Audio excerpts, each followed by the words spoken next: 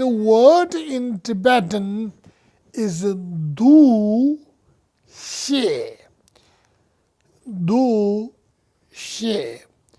And du, and if you really wanted to know the Tibetan spelling, then it is apostrophe D-U, apostrophe D-U-S, as or without S. Both are okay, maybe both, maybe I'm telling you a lie here. So it is just du xie. When it explains, the Tibetan spelling changes, that's why. I was not reading properly. Mostly I'm talking on my basis of my knowledge and all that. So occasionally I look in the textbook. So do and do, really do, or as I said as earlier, why? Do means collection, and when it is already collected, then it changes the sound from do into du. When you say du, then there's an S spelling will add up. But then when you first like a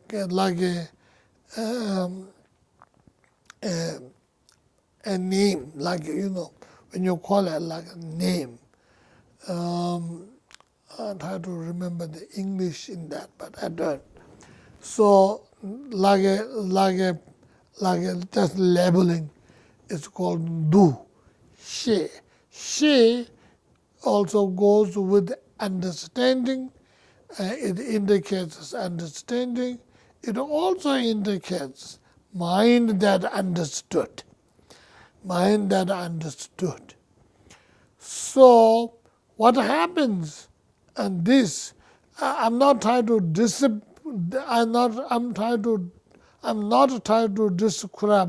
what discrimination is all about it, but I'm trying to describe this little piece of mind, what we label as a discrimination. I'm not trying to rewrite or speak the English again, but the Tibetan word du xie. So what does do here, or collection? What is a collecting? So whatever you are looking or observing, focusing, any subject or object. So you do have sort of, well, let me put this way first, easier. Whatever you see, whatever you hear, and whatever you are understanding, and all of those three comes seeing or hearing or getting the message out. Whatever it comes, getting them together. So, like for example, let's say the word in Tibetan is yu wang namxie sum. That means object on which you are looking at it, and the understanding of mind which you are seeing, and that message, what the seeing, like I saw, I'm seeing that seeing message which is translated into the mind, principal mind, to getting understanding. All these three together functioning when you first see it, without thoughts, without any thoughts, you'll see it and it appears to you, and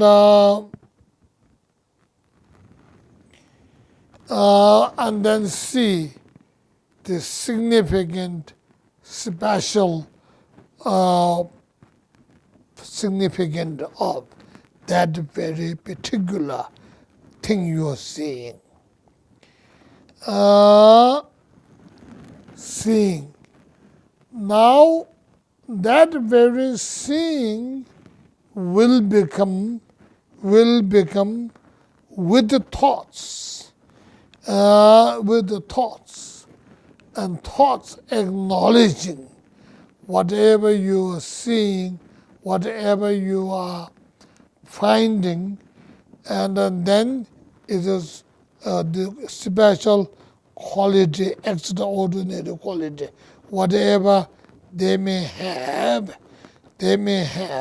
and that is somehow getting clear understanding, clear acknowledgeable, clearly saying this is this, sort of this is that. That sort of understanding gained by the collection of subject, like example, like what you see similarly here and all that, and object or the medium through which you see the eye consciousness, and the mind which you get understanding. So all three joined together and then understanding. So that is what do is collecting and then understanding. Though we call this, followed by some earlier translations, we call this discrimination. In one way, it may be discriminating the point and the subject, point on the subject itself or object itself, or maybe even discrimination translation may or may not be right, and those are the scholars and those who like to think about it, those who like to talk about it. But I'm giving you information on the basis of what the original, not the Sanskrit, because I don't know, but the Tibetan, with the word do and the she together. Basically, it is what you see, what you hear, and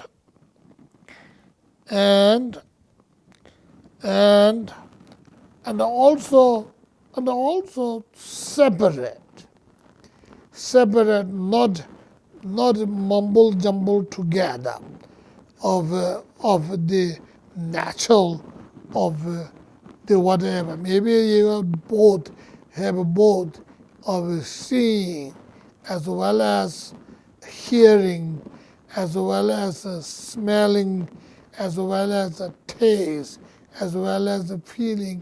You may all have it there together.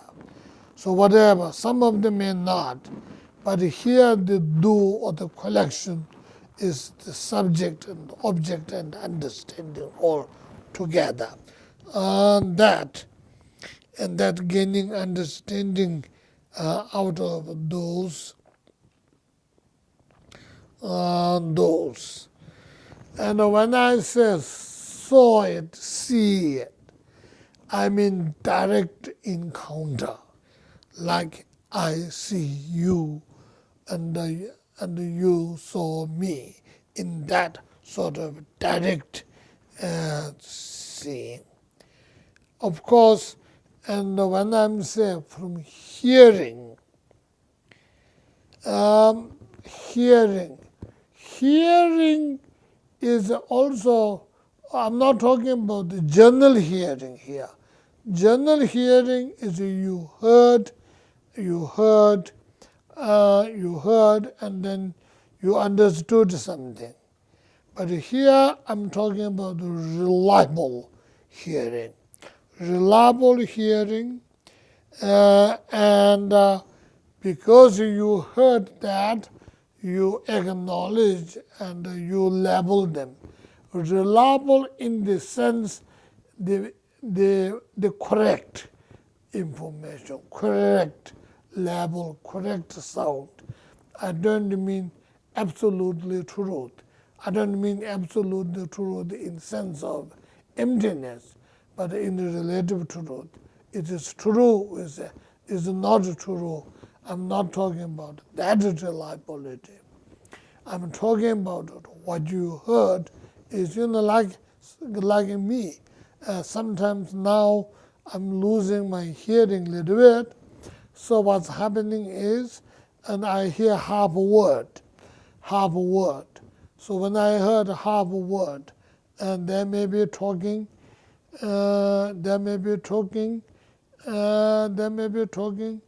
discrimination. I may be hearing something else, dis or or something.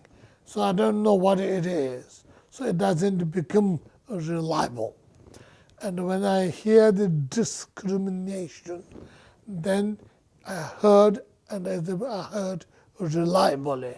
So when we use such as reliability here, I'm talking about that reliability.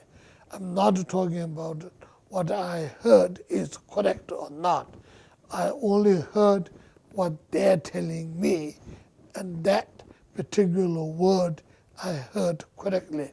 When I'm using the word reliability here, that reliable I'm talking about it. And the third point of understanding is I didn't hear, I didn't see, but I look at it and I can understand and I can get it. Whether it is I use logic as instrumental, or I use my experience as instrumental, or anything what I use, but something conveying true message to me beside seeing, hearing, or something else, understanding. And then I can label it. And that is the third or discrimination or discriminating or whatever. That is the step there. And then whatever you have understood, whatever you get it, you know it, you have a direct knowledge, the direct knowledge. And then when you know that, and then you can label it. Absolutely, I know it. So you can give that a label of a knowledge-based information. So that is, this particular mental faculty does these jobs. And the reliability here, recognize, becoming reliable, and be able to label. Well, that's what we said, remember? And what does that mean, reliability, what it means? And there's also that very word reliability also have two categories of reliability. One category of reliability is surface level, superficial or common. And the other is truly, absolutely reliable. And truly, absolutely reliable, such as what is if its color is blue or color is yellow, etc. You clearly understood and are telling this is yellow, this is blue, and that is absolutely understand. Sometimes I have confusion, that my confusion is between green and blue, and many times I'm not colorblind. Sometimes people may think, oh, he's colorblind. I'm not colorblind. Many times when I see green, and automatically I label that as blue. When there's traffic lights changes, and it changes from red to yellow, yellow to green, normally, not blue, but green. And in my mind, and sometimes I even say it, the light is blue or light is green. So it gets somehow mixed up. So maybe I have little discrimination mind, faculty has little difficulties. And that can be from culture, that can be from the where the beginning first somebody showed me saying this is a green, or when I understood that as a green or that as a blue, when this person, not this particular person I'm talking about it, the person who introducing and who's labeling, who giving me the label of a green and a blue, he might have mixed it. I don't know. Probably. You know what, a Tibetan Buddhist tradition, the person who gives you the first label, so the label abbot is known as the Dazakembo, which means abbot who labeled. It's called him label abbot. Abbot, like monastery abbot. Like a lot of monasteries. I don't mean Buddhist monasteries. Even abbot is the English word, right? A-B-B-O-D. I-D, T. A-B-B-O-T-D. O-T, that's it. I'm sorry. A-B-B-O-T, abbot. That I'm talking about it. So the person who introduced you first time in your life, blue, is we label them blue abbot. And the person who introduced you yellow first time, a yellow abbot. Anyway, this I call it Dazar Kembo, means who labeling abbot.